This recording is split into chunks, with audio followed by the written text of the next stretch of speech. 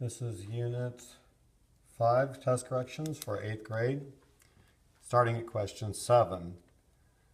Question 7, which of the following linear equations correctly represents the table shown to the right?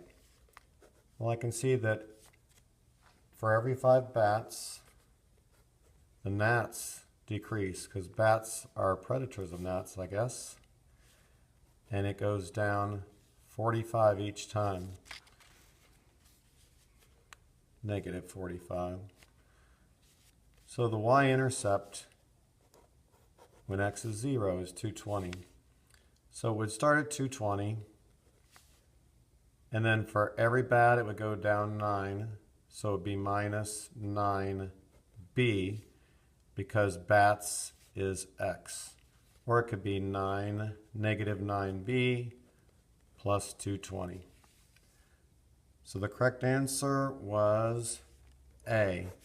I could see how you could say D is in dog, but that would mean for every 9 gnats, going down 9 gnats instead of bats.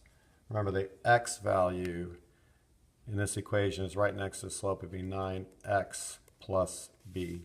So x is bats. Number 8 is a review question from Unit 2. An inequality is shown below. 3/8 is less than or equal to x is less than or equal to 50%. Well, I'm going to change them both to decimals. 3/8 is 0.375 and 50% is 0.5.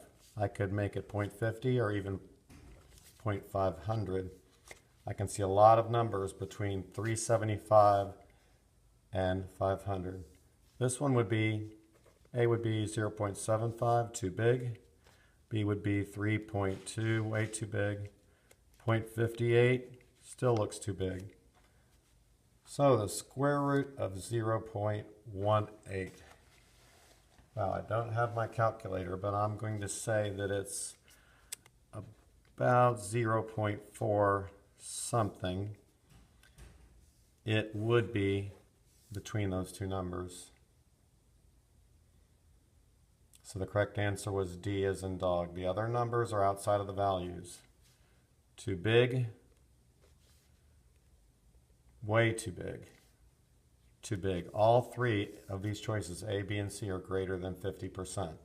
So they're all too large. The correct answer has to be D.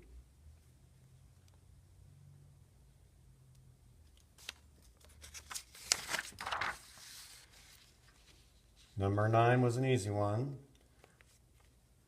Which scatter plot suggests, remember we talked about what suggests means, a linear relationship, and the correct answer is C. The other three would not be a line.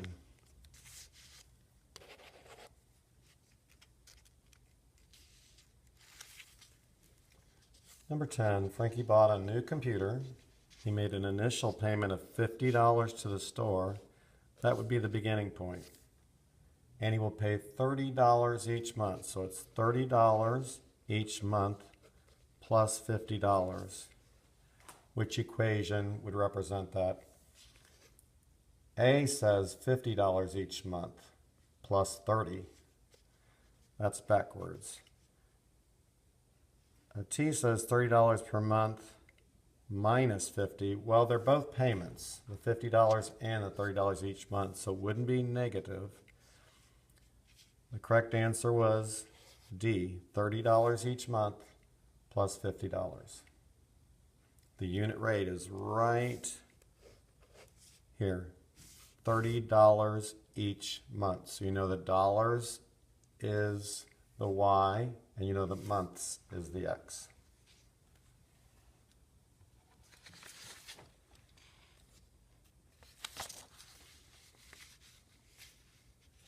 Question 11. The number of gift baskets Nikki can make varies directly with the amount of time she spends making the baskets. She can make 4 baskets in 1/2 hour. Well, this is proportional. It varies directly are the key words. So if it varies directly, then it would be y divided by x. It's 1/2 hour for every 4 baskets. Hours would be the x, baskets would be the y. So it's 4 divided by, and you could do the fraction or you could change it to a decimal, 0.5. The answer to that would be 8. The unit rate would be 8 baskets in 1 hour. You could see if she makes 4 baskets in 1/2 hour, that she could make twice that, or 8 baskets in 1 hour. And it's asking for 5 hours. So once you know the unit rate is 8, the equation is y equals 8x.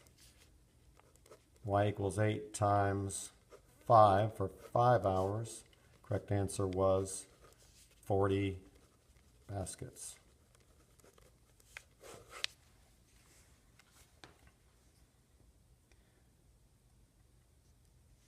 Okay, number 12, I'm going to show you how to work this one backwards.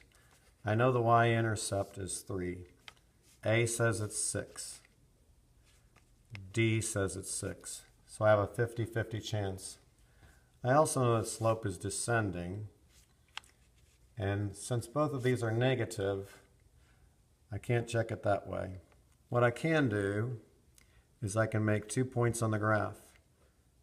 And it's y divided by x. So it would be 1 divided by 2. Remember, it's negative. You could also take 2 points and put it in your calculator and stat edit. You could do 0, 3 and find one other point, which may be here, the x-intercept, 6, 0. You would find the same answer is true. The correct answer was B as in boy.